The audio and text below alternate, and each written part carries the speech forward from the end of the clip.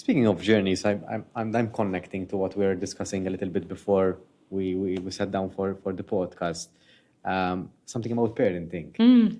And you mentioned something that struck a chord with me, that you're still learning as you're raising your son Henry. Um, what have you learned so far about parenting? It's the toughest thing I've ever had to do. Toughest. I mean, excluding all the stuff that he goes through and that I go through and we go through together. Parenting is really tough. It's lonely. It's lonely as well because you're learning as you go, depending on each person's character, can be very lonely and scary. It's very scary. I find it's terrifying because, as I was saying, you have to be so careful with what you say because nowadays they absorb things and like will hold you to it. If you say something, they'll hold you to it. So, and it's also like knowing the world. What we knew back in my day is so different from like how the world that they are entering now and going to grow and be in. There's like this, you have to be able to say things to prepare them, but not too much. And I think it's about giving them the raw material. Yes. Which are the values and beliefs. Yes. I would say that beliefs can change over time to some extent, but the values would stay there. The values are very, very important because they form the foundation, you know. But I really believe in giving children the tools to be able to adapt to different situations and circumstances because, you know, in this world, it's every situation and circumstance and like everywhere they go is going to be different and they have to learn how to adapt. Yes. It's not plug and play. It's not, unfortunately. And, you know, it seems to me that in some way, I'm not sure about if it's social media, but life became sort of dreadful in the sense that it can get so consumed with the negative things that go around. I mean, news might play a part in this, but there are so much negative aspects. I mean, there's a balance. I feel that life is a balance of both. Our brains are wired to think in a negative way, mainly for survival instincts. But beyond that, I think there are things that we can appreciate a little bit more in life. But it's so easy to look at the less pleasant stuff. I think we and our children growing up now are exposed, have access to so much. Like I find that when I was a kid, I was like stupid compared to like kids these days, honestly, because nowadays I was so carefree and like, you know, you pick up your bike or you go to the park and it's like everything is like, you know, airy-fairy. And today, no, they worry, they have anxiety, they have problems, there's stress. The very young children have stress. I mean, stress. I didn't know what stress was when I was 10. Yeah.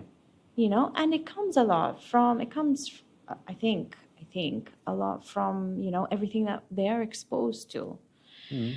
And having said that, what do you say? You say, okay, so don't expose them, but you can't. You can't. No, you can't. You can't really.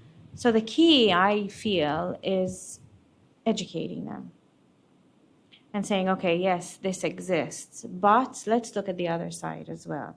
This is happening in this part of the world because of X, Y, Z, or this is happening here because of X, Y, Z. We can't just let them be exposed to it and not say anything about it. Yes. So I think it's about where do you position yourself with this thought, which is a little bit difficult for young children to comprehend, perhaps, and to actually position themselves. And sometimes our thoughts are not the right thoughts. No. And sometimes our brains play games with us. For sure. And sometimes we can't trust ourselves, not from a confidence point of view, but we have to really dig deep to see from where that feeling emits and for someone at a very young age, they might not be even cognitively ready to do that kind of introspection as well. For sure. Sometimes when he asks me questions, I can't think of anything, but I tell him, and I'm very frank with him in the sense of I say, I can speak to you as an adult, but you have not experienced enough to be able to process the information or the situation as if an adult would. Yeah. So you need to give yourself time. You can't act like you're an adult because you haven't gone through things. Yes. You That's know, true. and I think we, as in general, I think people underestimate children. I always felt that. I think we understand how much they Yes. know and how much they can Yes, think yes. and how much, and we need to give them that they can think if we allow them. When they don't, then Yes. we have to pull it back. But give them the opportunity. I've had that with Henry. I can because of he's been exposed to adults so much. Yeah. And then I say we have conversations, but then I think of like there are children who aren't in that level or are nonverbal, and how difficult it must be also for those parents to go through these situations. It's just very personal in a sense of how to cope nowadays. Individually. Yes. I think the challenge is twofold, because you have to find ways how you can cope, but at the same time, we're changing. So your coping mechanism has to change alongside with you, or else if it doesn't, at one point in time, what used to work a couple of years ago will not work today. Exactly. And it happened to me at the very moment. It's something beyond parenting. It's about training. It's about working out. Okay. So I've been working out consistently for the past 2 years.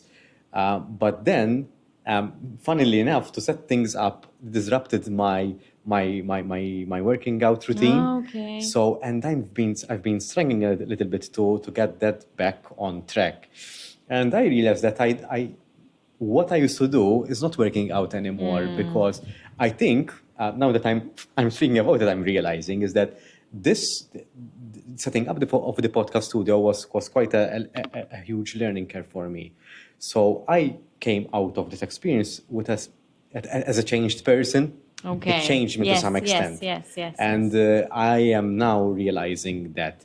And because it changed me, what used to work for me Then just 3 months ago is not really working out well. So I have to reevaluate and reorganize myself to think in a different way of how can I make that work, but from a different stimulus, if that makes sense. Yeah. So that is my perspective about coping mechanism.